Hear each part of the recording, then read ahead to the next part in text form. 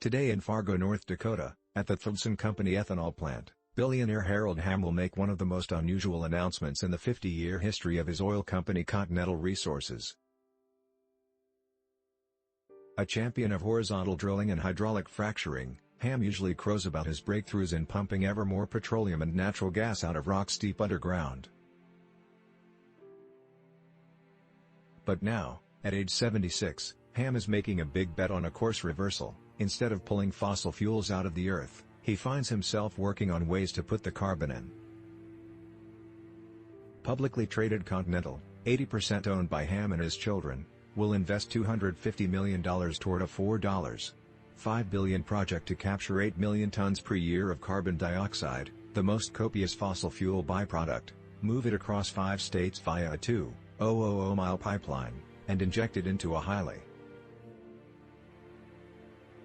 He explains that the carbon dioxide will be injected 7,000 feet underground into a 300-foot thick layer called the Broom Creek sandstone.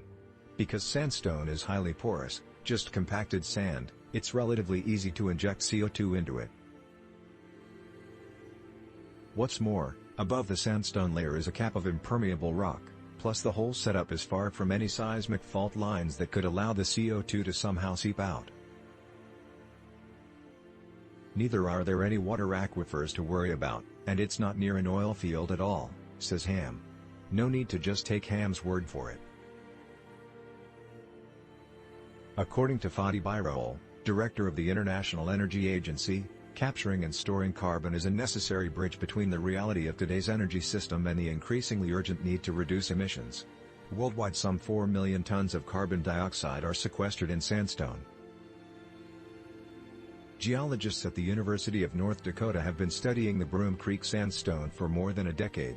Continental's partner in the project is Summit Agricultural Group. Its CEO Bruce Rastetter has been working for years to convince the owners of 31 corn ethanol plants across 5 states to capture and contribute 8 million tons per year of carbon dioxide.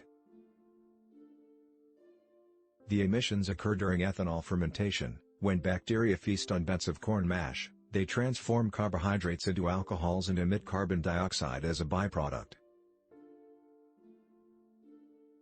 By sequestering this bacterial flatulence underground rather than letting it waft into the skies, the ethanol producers will generate carbon credits that will enable them to market their output as greener, cleaner biofuel.